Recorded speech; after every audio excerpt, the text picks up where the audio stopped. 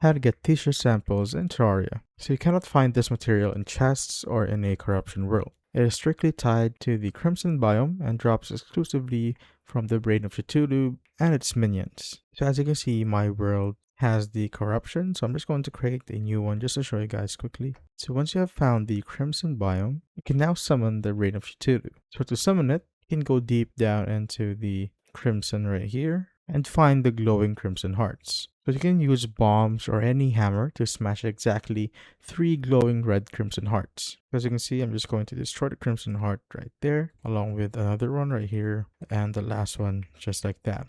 And as you can see, the brain of Cthulhu has awoken. Now we just simply need to wait for it to go up right here and kill it just like that. After that, as you can see, it will give me some Crimson ore, the brain of Cthulhu mask. So I'm just going to drop some items right here, and also the tissue sample right there. So the drops are Crimson ore and a bunch of other items.